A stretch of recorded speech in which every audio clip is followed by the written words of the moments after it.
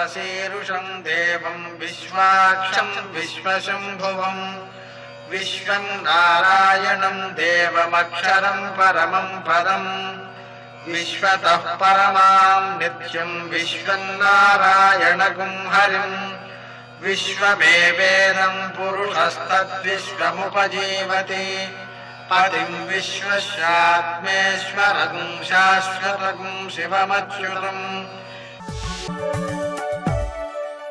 सूर्यशौर्यमथेन्दुरिन्द्रपदवी सन्मङ्गलं मङ्गलम् मर्कटेश महोत्साह सर्वशोक विनाशना शत्रुन् संहर मां रक्षश्रियं दापय मे प्रभु। నేటి కాలమాన విశేషాలను గమనిద్దాం. స్వస్తి శ్రీ చాంద్రమాన దుర్ముఖనామ సంవత్సరం దక్షిణాయనం వర్ష ఋతువు శ్రావణ మాసం కృష్ణపక్షం మంగళవారం. సూర్యోదయం 6:04 సూర్యాస్తమయం 6:33. తిథి షష్ఠి రాత్రి 12:39 వరకు.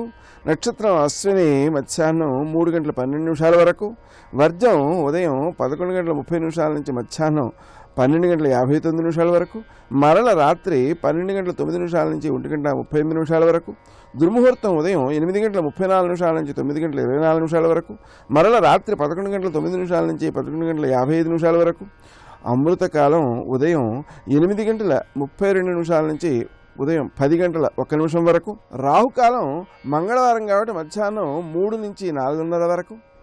అష్టగౌరుకు రీత్యా శుభప్రదమైన సమయం సాయంకాలం 6 గంటలకి.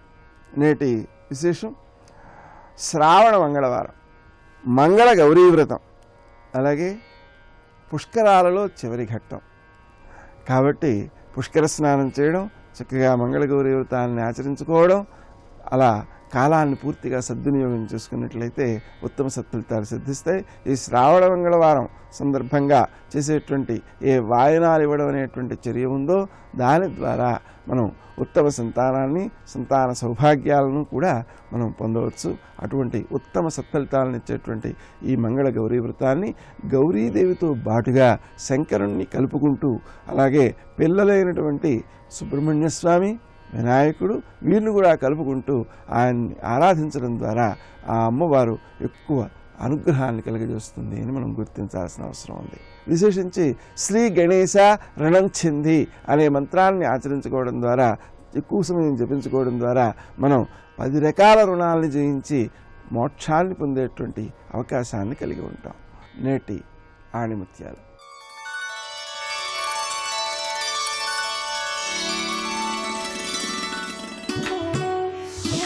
మనకు కలిగే సుఖదుఖాలు ఇతరుల వలన కలుగుతున్నాయనుకోవడం పొరపాటు. మనం చేసుకున్న సుకృత దుష్కృతాల వల్లనే అవి ప్రాప్తిస్తాయి.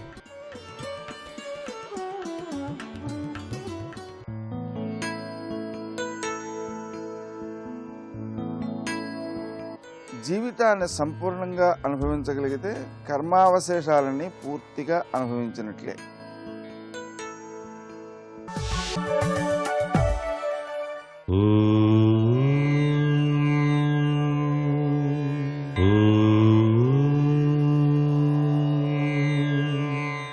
ఓం నమో నారాయణాయ. ఓం నమః శివాయ. శ్రీమాత్రే నమః. కృష్ణవేణి నమోస్తుతే. ఈ రోజుతో పుష్కరాలు 12 రోజులు గడుస్తున్నాయి. పుష్కర ప్రారంభం నుంచి 12 రోజుల పాటు ఆచరించేటువంటి వివిధ దానాల యొక్క ప్రభావం అత్యంత విశిష్టవంతమైంది. అంతేకాకుండా శ్రావణ బహుళ షష్ఠీ తిథి చాలా విశిష్టవంతమైన తిథి. మంగళ గౌరీని ఆరాధన చేసేటువంటి సంప్రదాయం. కుజదోష ప్రభావ జనితులు ఈ రోజున సుబ్రహ్మణ్య ఆరాధన కూడా ఆచరించవచ్చు. చివరి రోజైనటువంటి కృష్ణా పుష్కరాల సందర్భంగా ఆచరించవలసినటువంటి దైవారాధన శ్రీరామచంద్రమూర్తిగా శాస్త్రం తెలియజేస్తోంది. ఈ రోజున చేసేటువంటి షోడశ దానములు విశిష్టవంతమైన సత్ఫలితాన్ని కలిగిస్తాయి. ఈ రోజున ఆచరించే దానాల్లో సాలగ్రామ దానం విశిష్ట దానంగా చెప్పడం జరిగింది. ఈ రోజున జపమంత్రం, రామ జపమంత్రం సర్వే సర్వత్రా ఆరోగ్యాన్ని, ఐశ్వర్యాన్ని, భోగాన్ని అదృష్టాన్ని ప్రసాదిస్తుంది అని చెప్పడంలో ఏమాత్రం సందేహం లేదు. అందుకే రామ అనేటువంటి 2 అక్షరాల శబ్దాన్ని ప్రతి ఒక్కరూ కూడాను ఈరోజు ధ్యానం చేసి తరించాలి. పవిత్ర కృష్ణవేణి పుష్కర సమయంలో చేసేటువంటి దాన ధర్మాలు, ఆచరించేటువంటి పుణ్య కార్యక్రమాలు, అలాగే స్నాన జపాదులు మానవ జీవితానికి నూతన తేజాన్ని, ఐశ్వర్యాన్ని, అదృష్టాన్ని ప్రసాదింపచేస్తాయి అని చెప్పేసి శాస్త్రం. ఈ సంవత్సరం అంతా కూడాను ప్రతిరోజు 12 గంటల సమయంలో పుష్కరుడు ఆ నదీమ తల్లి వద్ద ఉండి తీరుతాడు అని చెప్పేసి శాస్త్రం. ఆ సమయం కూడాను పుష్కర స్నానం పవిత్ర సుదినంగానే మనం భావించాలి. సంవత్సరం యావత్తు కూడా ఉంటాడు. ఈ సందర్భంగా ఆచరించినటువంటి దాన ధర్మాలు సర్వ మానవాళికి శాంతిని, పుష్టిని, తుష్టిని ఇచ్చి చక్కటి యోగవంతమైన జీవితాన్ని ప్రసాదిస్తున్నాయి. సర్వే జనా సుఖినో భవంతు.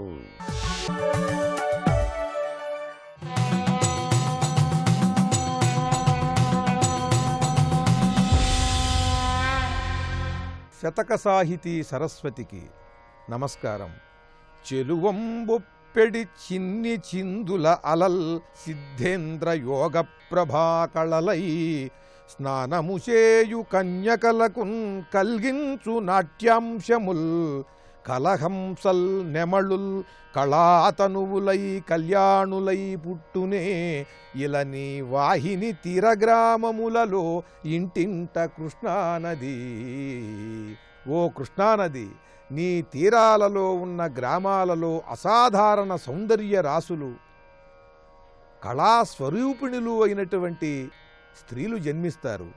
చెలువంబొప్పెడి చిన్ని చిందుల అలల్ సిద్ధేంద్ర యోగ ప్రభాకళలై. సిద్ధేంద్ర యోగి యొక్క తపస్సంతా కూడా కూచిపూడి నాట్యమై వ్యక్తమైంది. నీ అందమైనటువంటి అలలన్నీ కూడా ఆ సిద్ధేంద్ర యోగ ప్రభాకళలై, సిద్ధేంద్ర యోగి యొక్క తప ప్రభావముతో కూడుకున్న కళలు ఎలా అయితే చిందులు వేస్తాయో అలా నీ అలలన్నీ కూడా చిందులు వేస్తూ ఉంటాయి. అటువంటి ఆ అలలలో, ఆ తరంగములలో ఎవరైతే స్నానం చేస్తారో, స్నానముచేయు కన్యకలకున్, అటువంటి చిన్నపిల్లలైన ఆడపిల్లలకు కల్గించు నాట్యాంశముల్, చిన్నపిల్లలు ఈ కృష్ణానది తరంగములలో స్నానం చేసినప్పుడు కూచిపూడి నాట్యం చేస్తున్నట్టుగా వచ్చి ఆశీర్వదించే ఆ అలలు ఈ కన్యకామణులకు నర్తనం నేర్చుకోకుండానే వచ్చేలాగా చేస్తాయి. కలహంసల్ నెమళులుల్ కళాతనువులై కళ్యాణులై పుట్టునే.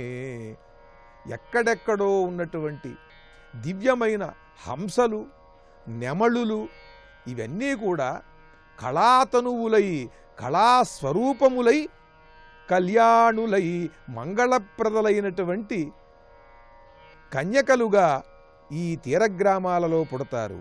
ఇలని వాహిని తీరగ్రామములలో ఇంటింట కృష్ణానది. ప్రతి ఇంట్లోనూ కూడా కళల పట్ల ఆసక్తి, శక్తి పుట్టుకతోనే ఉన్నటువంటి కళా శరీరుణులై, వారి శరీరమంతా ఆపాదమస్తకం కూడా ఆ కళ నిండి ఉంటుంది.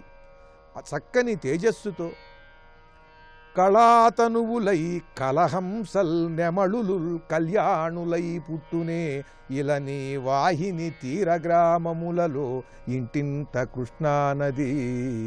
జై కృష్ణానది. జయ జయ జయ శ్రీ హరిప్రియ రాణి సిరి మహాలక్ష్మి మంగళదాయని. జయ జయ హే మధుసూదన కామిని శ్రీ మహాలక్ష్మి నమోస్తుతే.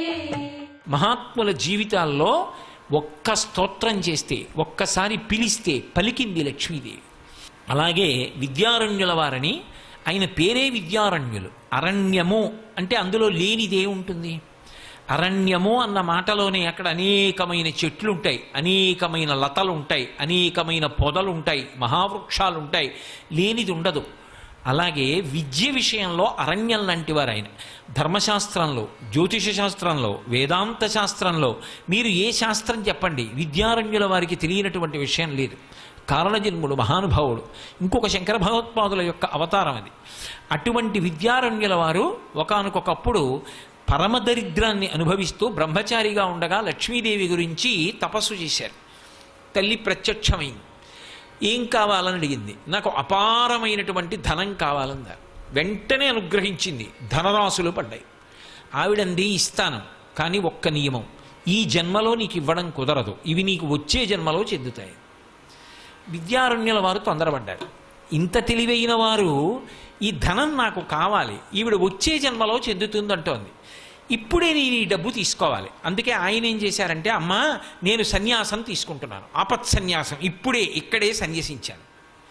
ఆవిడ నవ్వింది, సన్యాసి డబ్బు ముట్టుకోకూడదు, ఇది పునర్జన్మ, ఇప్పుడు ఈ డబ్బు నీదే, కానీ సన్యాసి డబ్బు ముట్టుకోకూడదు, కాబట్టి ఏం చేస్తావో చెయ్యి. వెంటనే ఆయన సనాతన ధర్మ పరిరక్షణ కొరకు దక్షిణ దేశంలో హంపి విజయనగరం అంటామే, ఆ విజయనగర సామ్రాజ్యాన్ని స్థాపించారు. విద్యారణ్యుల వారు శృంగగిరి పీఠ పరంపరలోని వారు కనుక ఇప్పటికీ కూడా అందుకే కర్ణాటక సింహాసన ప్రతిష్టాపనాచార్య అన్న బిరుదునామాన్ని శృంగగిరి పీఠాధిపతులు వస్తుంటే చదువుతారు బిరుదావళిలో. కర్ణాటక సింహాసన ప్రతిష్టాపనాచార్యుల వారు ఎవరు అంటే విద్యారణ్యుల వారు. ఒకప్పుడు విద్యారణ్యుల వారు స్తోత్రం చేస్తే లక్ష్మీదేవి అనుగ్రహించింది. సకృన్నత్వా నత్వా. ఒకప్పుడు తుండీర మహారాజును అనుగ్రహించింది. కాంచీపురం దగ్గర తొండమండలం అంటారు. ఆ తుండీర మండలం అంతా కూడా అనావృష్టి వచ్చింది, ఎక్కడ తినడానికి మెతుకు లేదు. అటువంటి స్థితిలో ఆయన కామాక్షి పరదేవతని స్తోత్రం చేశాడు. కామాక్షి పరదేవతని వేడుకున్నాడు. కామాక్షి ఒకటి, లక్ష్మి ఒకటి కాదు, కామాక్షి ఒకటి, సరస్వతి ఒకటి కాదు. తత్వం తెలిసిన వాడికి అన్నీ ఒక్కటి, తెలియనంత కాలమే అల్లరంతా ఉంటుంది. అందుకే విమలపటి, కమలకుటి, పుస్తక రుద్రాక్ష శస్త హస్తపుటి, కామాక్షి పక్ష్మలాక్షి, కలిత విపంచి విభాసి వైరించి అంటారు. ఆవిడనే సరస్వతీ స్వరూపంగా చెప్తారు. ఆ తల్లి అనుగ్రహాన్ని వేడుకున్నాడు. ఆ తల్లి తుండీర మండలం అంతటా కూడా స్వర్ణ వృష్టిని కురిపించి, స్వర్ణ వృష్టి కురిసింది తుండీర మండలం అంతా. కురిస్తే మూకశంకరులు ఆ తల్లి తుండీర మండలంలో కురిపించినటువంటి కనకవృష్టి గురించి స్తుతి శతకంలో ప్రత్యేకంగా ఒక శ్లోకం చేశారు. అందులో ఆయన ఒక మాట అంటారు, ఖండీకృత్య ప్రకృతి కుటిలం కల్మషం ప్రాతిభశ్రీ అని, శుండీరత్వం పదయుగజుషాం అని, ఆ తల్లి నువ్వు ఆ శూన్యతంద్రం దిశంతి తుండీరాఖ్యే మహతి విషయే స్వర్ణవృష్టి ప్రదాత్రి అన్నారు ఆ శ్లోకంలో. తుండీరాఖ్యే అంటే తొండమండలంలో, తుండీర మండలంలో స్వర్ణవృష్టి ప్రదాత్రి, నువ్వు బంగారు వాన కురిపించావు, కురిపించి ఆ మండలాన్నంతటినీ కూడా ఉద్ధరించావు. కామాక్షి పరదేవతా స్వరూపం లక్ష్మీ స్వరూపాన్ని పొంది అనుగ్రహించి. అందుకే 4వ పాదం దగ్గరికి వచ్చేటప్పటికి చండీదేవి అంటూ పిలుస్తూ కలయతిరతిం చంద్రచూడాల చూలి అని పిలిచారు. ఆ తదియనాడు ఉండేటటువంటి చంద్రరేఖని కిరీటంలో ధరించినటువంటి ఓ చండీపరదేవత, ఓ కామాక్షి, మా భయాలు పోగొట్టి మా తమోగుణాన్ని హరించి ఉత్సాహాన్ని నింపి లక్ష్మివై తుండీర మండలం అంతా కూడా కనకవృష్టిని కురిపించావమ్మా అని మూకశంకరుడు స్తుతి శతకంలో ఈ శ్లోకంతో కీర్తించారు. ఒకప్పుడు కామాక్షి పరదేవత లక్ష్మీ స్వరూపయ్యి ఆమె తుండీర మండలాన్నంతటినీ కూడా తుండీర మహారాజు చేసినటువంటి వేడుకోలుకి అనుగ్రహించి వర్షాన్ని కురిపించింది. అందుకే ఇప్పటికీ మీరు కాంచీపురంలో కామాక్షి దేవాలయానికి వెడితే అమ్మవారి యొక్క ఉత్సవమూర్తి ఉంటుంది, ఉత్సవ కామాక్షి అని. అమ్మవారి ఎదురుగుండా అరుగు మీద నిలబడితే ఎదురుగుండా చూస్తే లోపల మూల కామాక్షి, కామాక్షి మూర్తి ఉంటుంది, పక్కన తపో కామాక్షి, ఒంటికాలు మీద నిలబడి తపస్సు చేస్తున్న కామాక్షి, వెనక్కి తిరిగి చూశారనుకోండి విమాన కామాక్షి, కుడిపక్కకి చూశారనుకోండి ఉత్సవ కామాక్షి. ఆ మూర్తి శుక్రవార మంటపంలోకి వస్తుంది, ఆవిడ తిరుగుతుంది, అందుకని ఉత్సవ కామాక్షి. ఇలా ఎడం పక్కకి తిరిగారనుకోండి తుండీర మహారాజు ఉంటాడు. ఇప్పటికీ నందికి శివుడికి మధ్యలోకి ఎలా వెళ్ళరో తుండీర మహారాజుకి ఉత్సవ కామాక్షికి మధ్యలో నిలబడి నమస్కారం చేయరు. ఆయన వైపుకి పృష్ఠభాగం పెట్టి ఈవిడ వైపుకి తిరిగి నమస్కారం చేయరు. ఎందుకంటే తుండీర మహారాజుని అంత గొప్పగా అనుగ్రహించింది, ఒక కొడుకులా చూసింది ఆవిడ. దీని ఇద్దరి మధ్యలోకి కూడా వెళ్ళరు. ఓ పక్కకి నిలబడి నమస్కారం చేసి ఆ రాజశ్యామల దర్శనానికి చంద్రశేఖరేంద్ర సరస్వతి మహాస్వామి వారి కామకోటి పీఠాధిపత్యంలో ఉండగా ఒకప్పుడు స్వర్ణకామాక్షి వెళ్ళిపోయిందని అక్కడ స్వర్ణ శ్రీచక్రం వేశారు. ఆ స్వర్ణ శ్రీచక్రం ఉన్న దగ్గరికి వెళ్ళేటప్పుడు అరుగు పక్క నుంచి జాగ్రత్తగా వెళ్ళిపోతారు తప్ప అసలు తుండీర మహారాజుకి కామాక్షికి మధ్యలోంచి కూడా నడవరు. ఒకప్పుడు తుండీర మండలంలో వర్షాన్ని కురిపించి, అలాగే ఆ తల్లి శంకర భగవత్పాదులు చేసినటువంటి కనకధారా స్తవానికి అనుగ్రహించి 1 గంట 48 నిమిషముల సేపు స్వర్ణ ఉసిరికలు కురిపించి. ఒకానొకప్పుడు శంకరాచార్యుల వారు బ్రహ్మచారిగా ఉన్న రోజుల్లో భిక్షాటన చేయడానికి వెళ్ళారు. ఆశ్చర్యం ఏంటంటే శంకరాచార్యుల వారు ఇంకా సన్యాసాశ్రమ స్వీకారం కూడా చేయలేదు, బ్రహ్మచారిగా ఉన్నారు. గురువుగారి దగ్గర శాస్త్రం చదువుకుంటున్నారు.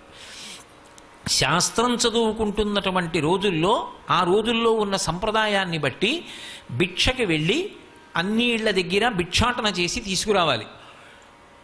ఒక పేద బ్రాహ్మణి ఇంటి ముందు నిలబడ్డారు.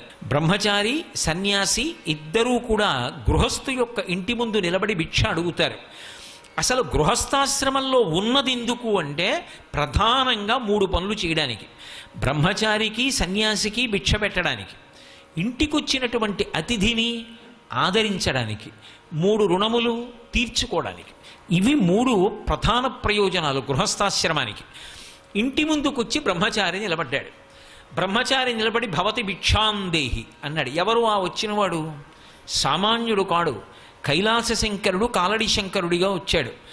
ఆ శంకర భగవత్పాదులు ఇంకా సన్యాసాశ్రమ స్వీకారం కూడా చెయ్యకముందు విద్యార్థిగా ఉన్న రోజులలో ఆయన భిక్షాటనకి వెళ్ళి ఉన్నప్పుడు ఆయన తేజస్సు ఎలా ఉండి ఉంటుందో మీరు ఆలోచన చేయండి.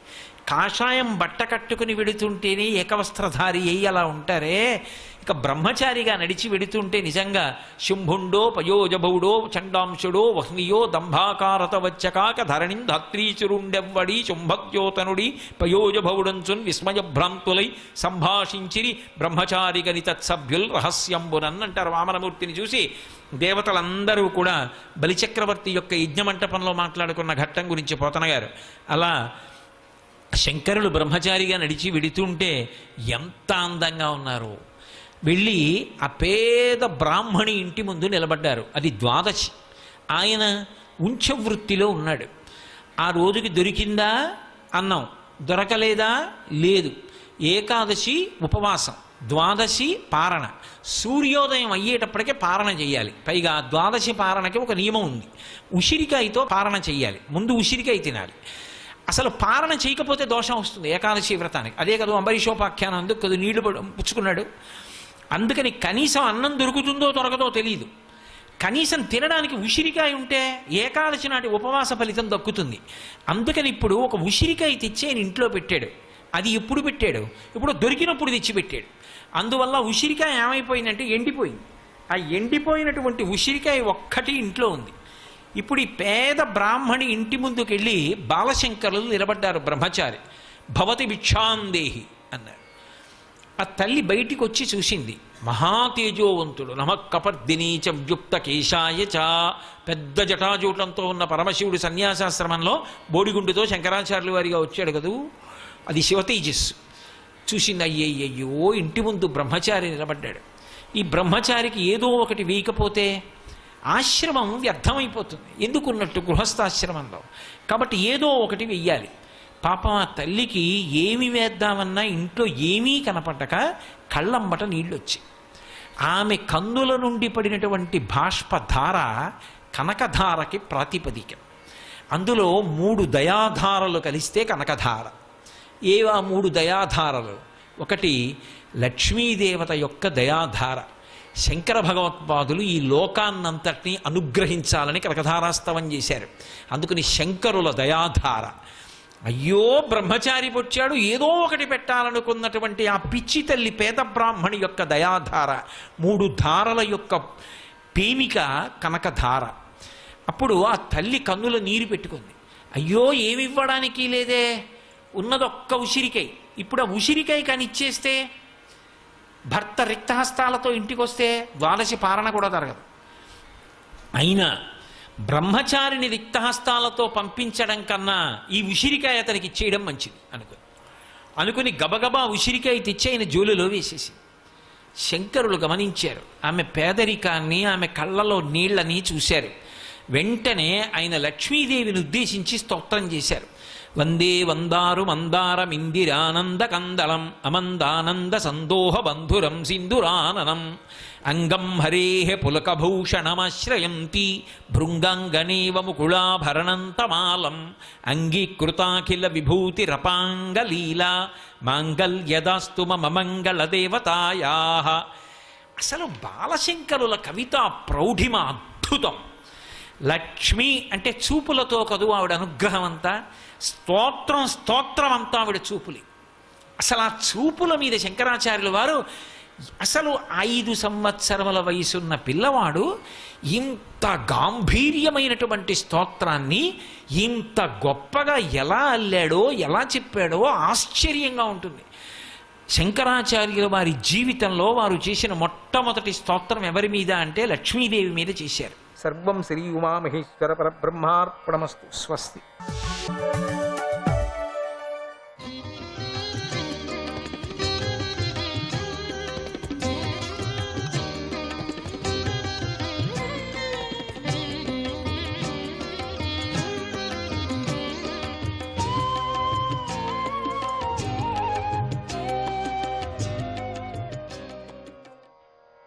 హరయే నమః.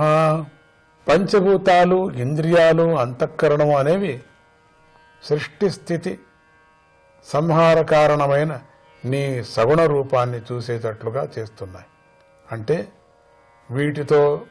వీటిని ప్రేరేపించేవాడివైన నువ్వు తెలియబడుతున్నావు.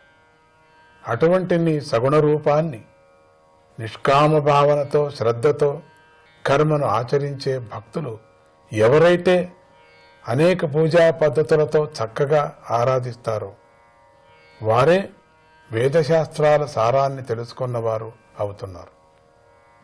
నువ్వే అద్వితీయుడవు, సర్వకారణుడవు, పూర్ణుడవు, నిద్రిస్తున్న మాయాశక్తి గలవాడు. ఆ మాయాశక్తితో ఈ జగత్తుకు నువ్వు కారణమవుతున్నావు. అది ప్రళయకాలంలో నీలో కలిసిపోతుంది. సృష్టి ప్రారంభమైనప్పుడు దానిలో ఉన్న రజస్సు, సత్వము, తమస్సు అనేటువంటి 3 గుణాలలో సంక్షోభం కలుగుతుంది. అప్పుడు మహత్తత్వము, అహంకారము, ఆకాశము అంటే వాయువు, అగ్ని, జలము, పృథ్వీ అనేటువంటి పంచభూతాలు, దేవతలు, మహర్షులు, సకల ప్రాణుల గుంపులతో గల ఈ జగత్తు ప్రకటమవుతుంది.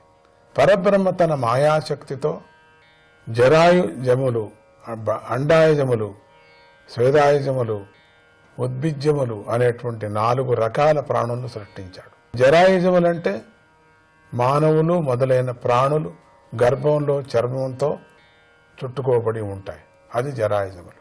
అండజాలు అంటే పక్షులు మొదలైన ప్రాణులు గ్రుడ్డు నుండి పుడతాయి కదా, అవి అండజాలు.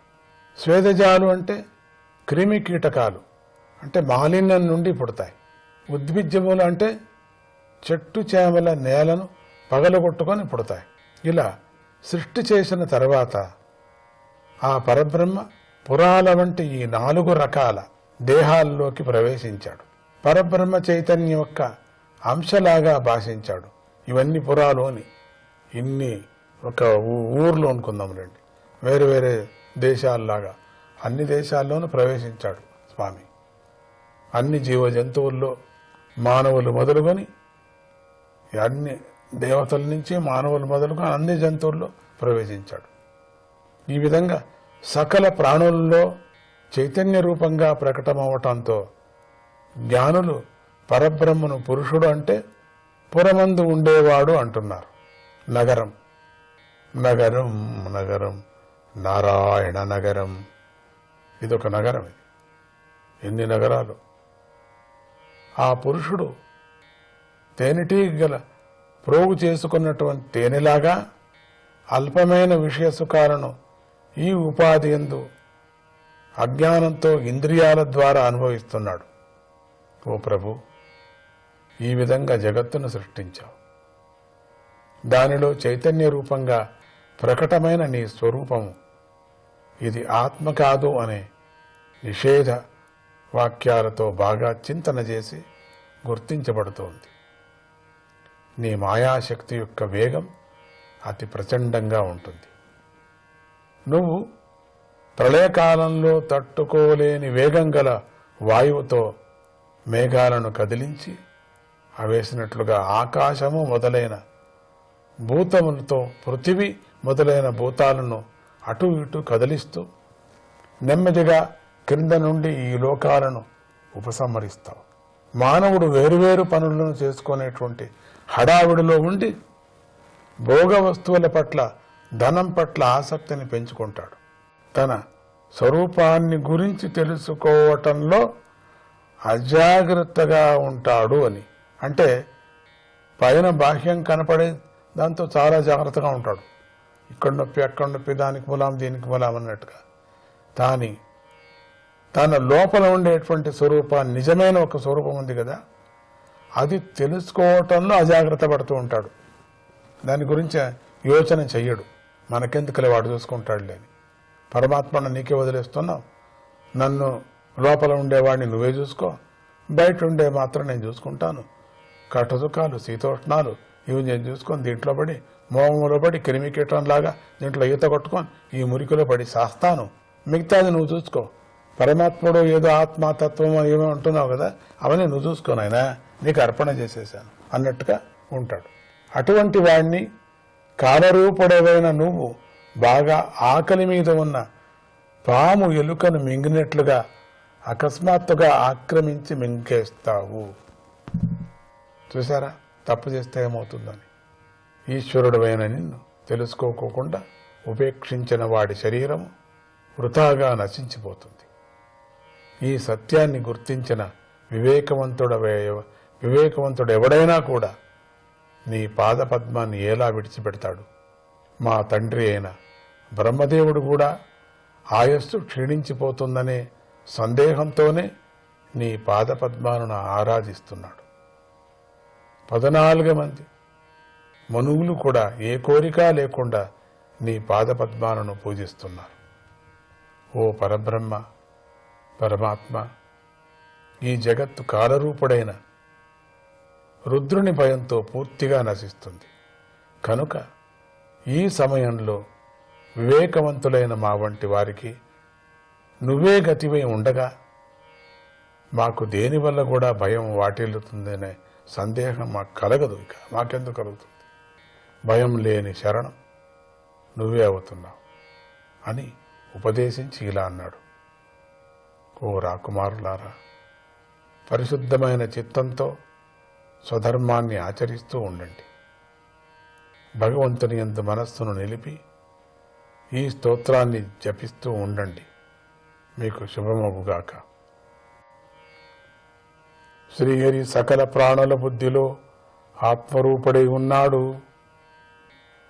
మీరు తప్పనిసరిగా ఆయనను నిత్యము కీర్తిస్తూ ధ్యానిస్తూ పూజించండి. ఈ స్తోత్రానికి యోగ దేశమనే పేరు ప్రసిద్ధికెక్కుతుంది. అంటే భగవంతుడిని పొందటానికి నా చేత బోధించబడినదని అర్థం. దీన్ని మీరందరూ నా నుండి పొంది ధారణలో ఉంచుకోండి. ఎప్పుడు నిష్ఠతో మననం చేయండి. ఏకాగ్ర చిత్తులేమ ఆదరంతో ఈ స్తోత్రాన్ని మీరు అభ్యసించండి అన్నాడు ప్రచేతసులతో రుద్రదేవుడు. పూర్వం ప్రజాపతులకు ప్రభువైన బ్రహ్మదేవుడు సృష్టి చెయ్యటానికి పూనుకొన్నాడు. సృష్టి చక్కగా ఉండాలని కోరుకుంటూ ఆయన తన పుత్రులైన భృగువు మొదలైనటువంటి మాకు ఈ స్తోత్రాన్ని ఉపదేశించాడు. ఇక ప్రాణులను సృష్టించమండి అని ప్రజాపతులైన మమ్మల్ని ఆయన ప్రేరేపించాడు. అప్పుడు మేము ఈ స్తోత్రాన్ని పఠించి అనేక రకాల ప్రాణులను సృష్టి చేశాం. కావున వాసుదేవుడనే ఆయననే ఆశ్రయించి ఆయనే పరమలక్ష్యంగా గల వ్యక్తి ఏకాగ్రమైన చిత్తంతో ఈ స్తోత్రాన్ని జపించాలి. అలా చేసేవాడు త్వరలోనే శుభాన్ని పొందుతాడు. జ్ఞానం నిశ్రేయసం పరం సుఖం తరతి దుష్పారం జ్ఞాననౌర్వ్యసనార్ణవం. హరయే నమః.